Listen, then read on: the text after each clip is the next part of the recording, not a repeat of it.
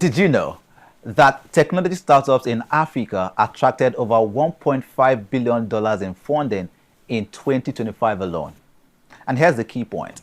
Tech is not just about apps or gadgets.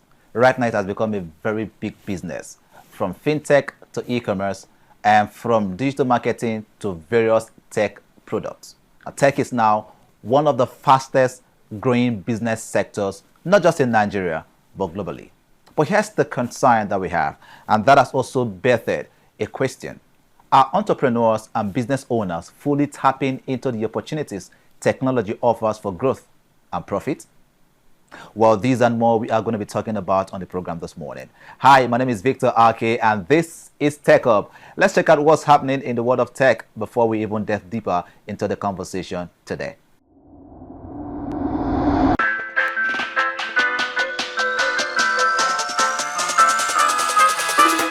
Here are some tech business updates you should know. African startups collectively raised around $272 million in February 2026, spanning more than 40 deals across fintech, logistics, and B2B infrastructure. And this shows that investors are still interested in solid funds which focuses on companies with clear revenue models.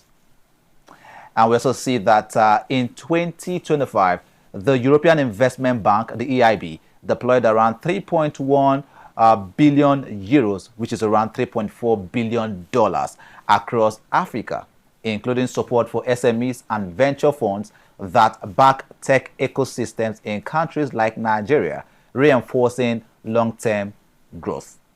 And Lagos' new digital highway project is adding thousands of kilometers of fiber optic cables and AI-enabled smart systems, boosting connectivity, creating jobs in tech and infrastructure, and helping local businesses leverage digital tools for growth.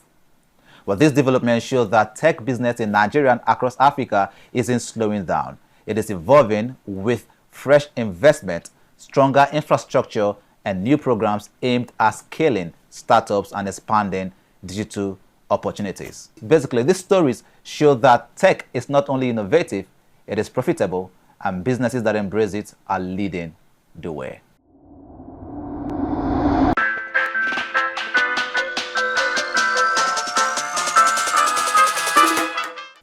Welcome back. Now let's get straight to the conversation today. Technology is no longer just a tool, it is a business engine. Today, startups and established companies alike are using tech to reach new markets, reduce costs, and create innovative products. From AI and blockchain to digital marketing and mobile apps, tech drives revenue and growth. But there's a question. Are entrepreneurs and business owners ready to leverage technology to grow their businesses effectively? Well, to help us answer this question, we are joined by Stewart Ezekiel Jr., the team lead and co-founder of Havox Tech Hub, an organization dedicated to helping startups and businesses thrive through technology. Stewart is also the convener of Tech Hub Port Harcourt. Hi, Stewart. Welcome to Tech Hub. Hi, Victor. Good afternoon. Thanks for having me. Yeah, it's good to have you. Stewart, it's been a minute. You know, it's been a minute. It's been a long time you had a conversation. You know. Welcome on board. I'm happy we're doing it again. That's right. That's right. Now let's get straight to the conversation. We're talking the business of technology. You know, do recall that right now many young persons actually are learning a tech skill, but people are actually abandoning the business aspect of technology. Right? Why do you think that is? Well, I think number one, we should talk about the knowledge gap. Right.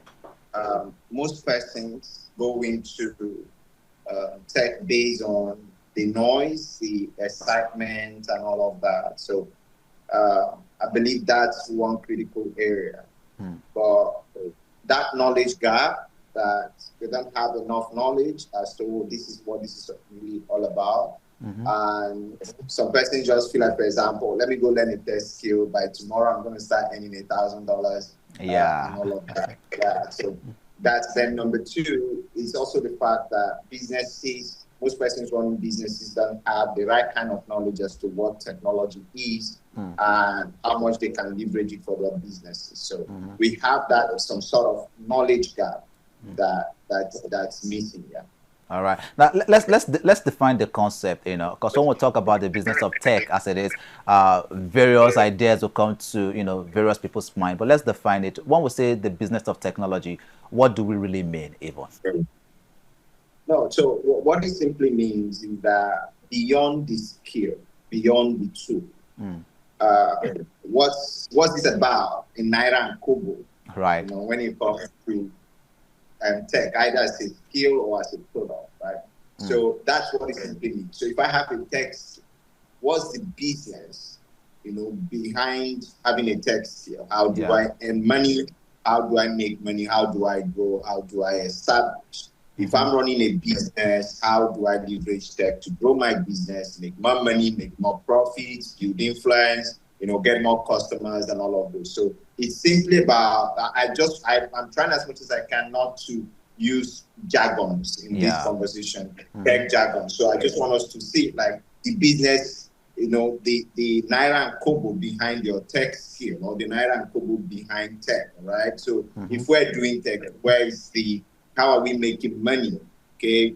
How are we making money? How are we generating revenue? That's actually what the business of tech is. It's all about. Let's talk to some of the businesses right now that leverages technology. Because we've seen that almost all businesses right now kind of has that tech area or department in their businesses. Now, how can SMEs, leverage technology as well to generating profit in their businesses or for their businesses? Okay, so I think the first thing is for SMEs to understand or ask themselves first, am I doing this for a long time? Am I really ready to do this? Or I'm just there, so tomorrow someone can push me away. But if I'm ready to do this, I want to run this business and grow it, then the conversation as to integrating tech into your business should not even be a second option. The thing will be, what am I doing and how can I leverage tech to do them and make more profit, get more customers and all of that, okay? So let's say, for example, you're an SME, you have to get in your products, you have to sell them, and then you're recording them with paper and all of that. Yeah. You have to think about, okay, there is a product we can leverage, and so, okay, I have Invoicer, I can use this to do this, I can store my product in there, when I sell out, it can help me record. Anywhere I am, I can actually see what's going on in my shop. If I have different shops, I can take advantage of all of that. I can easily say, okay, I want to sell my products. I don't want to build a website, but I can put it up there. So there are platforms like that. But it's always about, am I willing to grow my business? Am I willing to grow, or I'm just doing something to survive with? If it is actually about building a solid business, then leveraging technology is not negotiable. So first you have to answer that question for yourself, and this is more like a personality check for you and as a business as well, right? Now you are one person who is involved in training, teaching people skills and all of that. And so let's go to your experience now. Let's draw some from your wealth of experience at Havoc's Tech Hub as well. What are some of those most profitable tech opportunities in Nigeria right now that people can even begin to think about? All right, maybe I can move into this area and then build a business around it. Okay, so the thing is, actually, what you have, or what we normally call in demand techs, they are profitable. Okay. But just like what you pointed out, the problem is the business of what you're doing. There is a phase to it, right? The most difficult phase after learning a tech skill is the post-training phase. Okay. It's not even the period where you're learning. It's the post-training phase where you begin to now ask yourself, who's going to employ me? How am I going to make money? Which is now the business of the tech skill that you've learned. So, number one is that while you're learning a tech skill, you must understand that people are not going to pay you money because you have a tech skill. Okay. They are going to pay you money because you can create a solution or you can solve a problem for people with your tech skill. So if I'm a graphics designer, people are not just going to come pay me money because I'm a graphics designer. Right. People are going to pay me money because I can use my graphics design skill to do logos for them, design business flyers for them, do event branding for them, or design a magazine or anything of such for them. So they can actually pay me money. So it's always about you understanding that I'm supposed to be able to use this tech skill to solve a problem. And then who are the people who are supposed to solve this problem for? Business. All right. At the point I'm done, how many businesses am I reaching out to and say, hey, listen, I'm done. I've got this test skill. I've noticed this problem. I can help you solve it. Okay. Even if it costs for me to intern with you for another 3 months, 4 months, so that you can see what I can do. All right. So so there has to be that linkage, that bridge between those who are learning tech skills and those who need their services. Okay. And most importantly, those of them learning the tech skill must understand that there are those who need this my service. And where are these people? So how can I begin to, position myself so that I can get to meet these people? All right. And that to an extent speaks about structure as it is. And we've seen that many young business persons lack structure when it comes to their business. Now, for a techie, someone who's in the tech industry, how can, a young techie build a structure, that can now translate to, getting or making profits eventually? Okay, so it's pretty much simple, right? I believe so much that it gets to a point where you have to tone down on the excitement. Okay, so tech should not just be about you making noise. I have this tech skill and all of that and all of that. It has to go beyond wearing a headset or showing off your laptops and all that. It must be that you have sat down to say, I've got a solid skill. There are 3 important parts that I always talk about. Okay. Do I want to be a freelancer? Do I want to be an employee? Or do I want to be a founder? Right? These 3 parts are so powerful. It is not that you can't do more than one, but I'm a strong advocate of focus. Okay. All right? That you should be able to focus on something, grow. Over time, you can begin to diversify. Now, if you say you want to be a freelancer, you begin to position yourself like that. You begin to build a solid portfolio. You begin to build your presence online as much as possible. You begin to understand how most of those systems work, the Upworks of this life, the Fiverrs of this life, the freelancer.coms of this life. You need to understand how those systems work, and you begin to position. Then you begin to ask, who are the people that have done it with visible results? This goes beyond people who are just talking, criticizing, or coming up with different ideologies. I can see that this person, I can see the result. This person has been a freelancer for this number of time and all of that. Then number 2 will be the employees, those that feel like I can be a tech employee. All right. So where are the companies I can go to and say, let me just come intern for you for 3 months and do stuff? Because the truth is, within this same period, you're going to be eating. Yeah. You're not going to be doing anything. So there's nothing wrong if you step up to a company and say, hey, listen, I want to come do this stuff with you within this period. And let's just see. You're beginning to build, you begin to learn how companies work. Yeah. What it means to work in a corporate setting, 9 to 5, the pressure that comes with it. You begin to position yourself. You also be able to build a portfolio over time. And those who want to be founders, the same thing. Oh, where are the founders I can look up to? Okay. What can I begin to build? And that is, of course, for 3 of them, mentorship is very critical. So you begin to also look at, because like I always say, there are people who want to be freelancers, but they are looking up to founders, right? They are closer to tech founders. And there is nothing wrong with that. They don't have people they can model in the path they want to follow. Okay.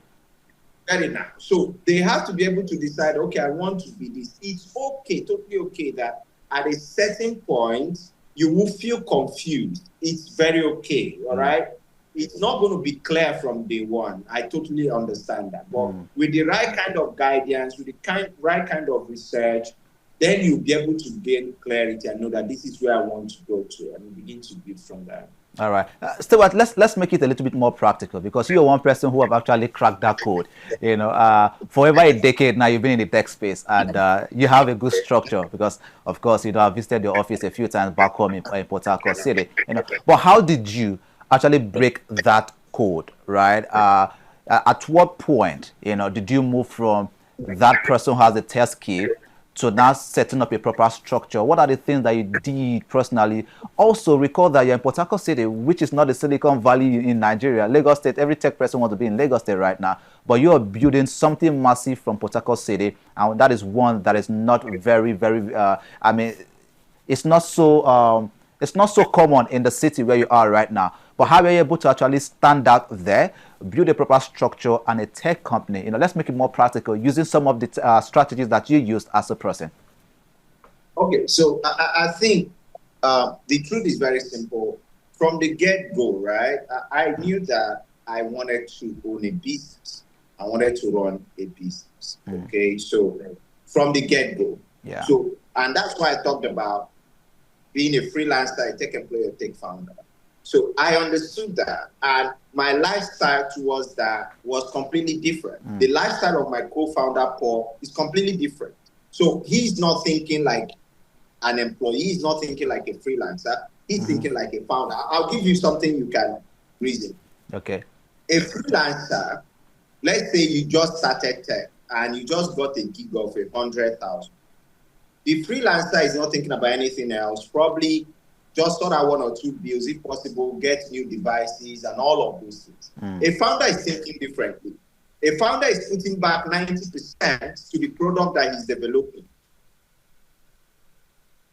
You see the difference? Right. So if you're a freelancer and you don't understand it, you might just think that they are the same thing. A tech employee is trying to make sure that he or she looks at what they are doing and then see how they can start making small investment while they are working.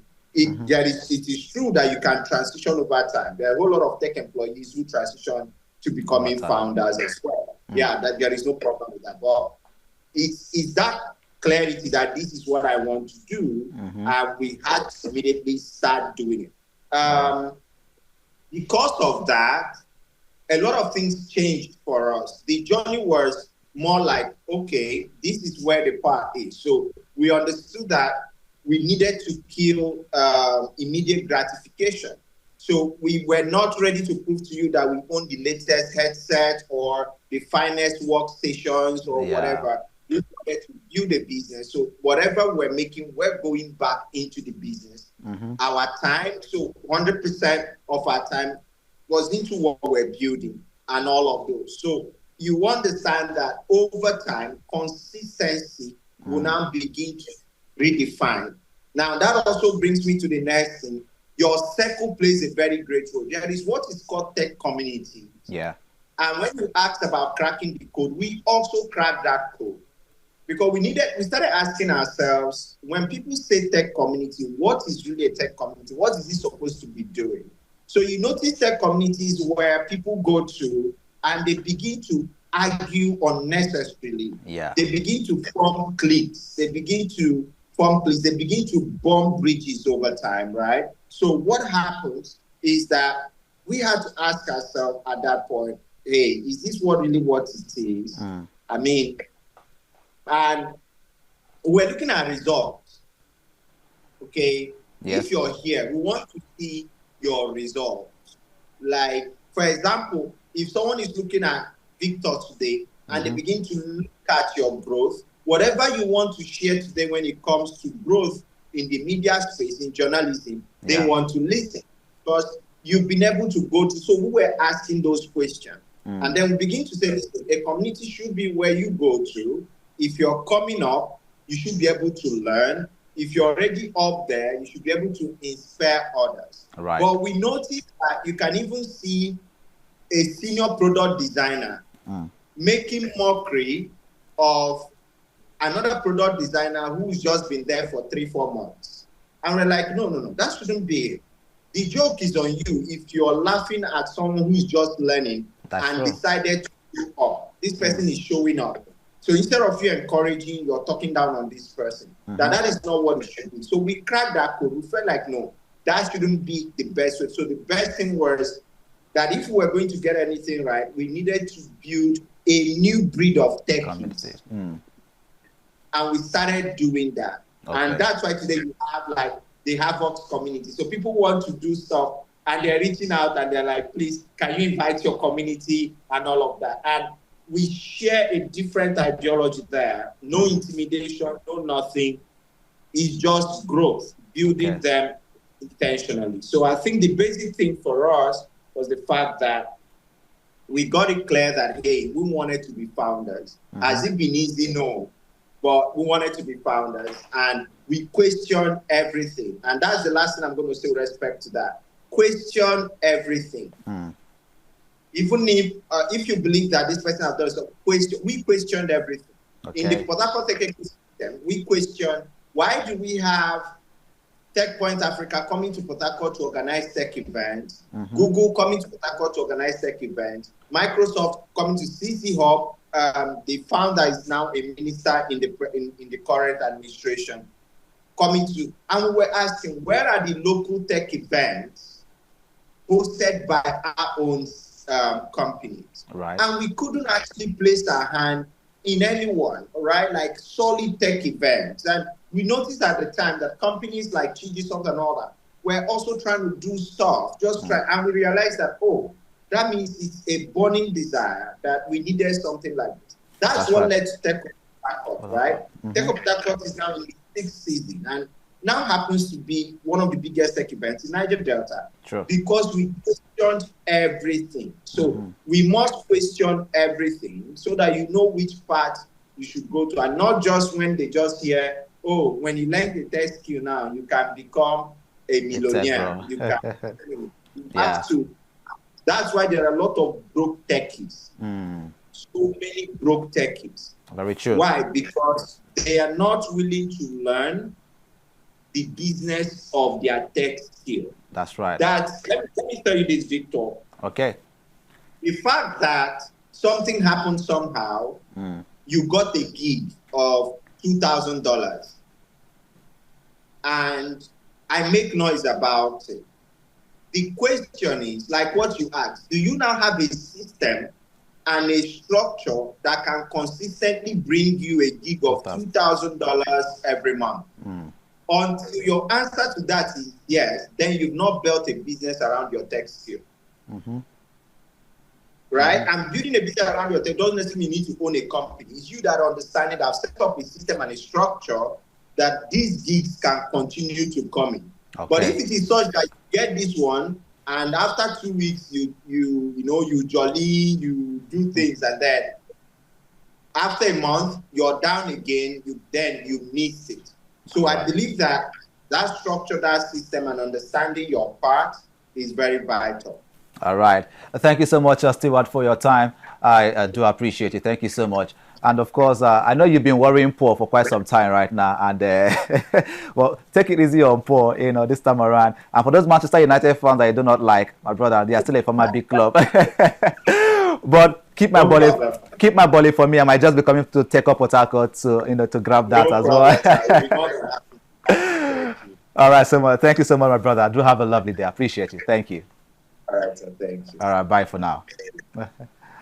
Of course, we'll just have that conversation with Ezekiel Stewart Jnr., the co-founder of Harvest Tech Up Port Harcourt City. But of course, right now we're going to break. When we'll come back, we'll just give you some tech tips of the day. Stay with us.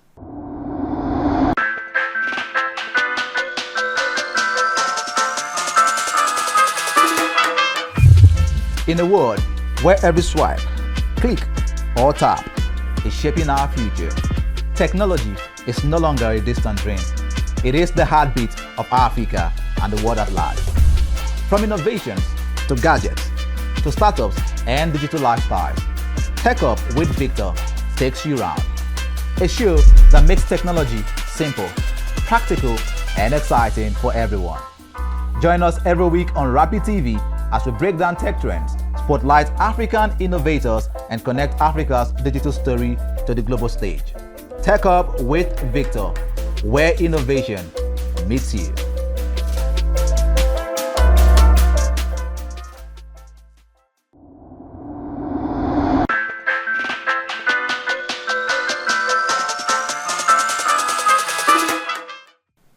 want to start a tech business today, here are 3 simple steps that you need to know.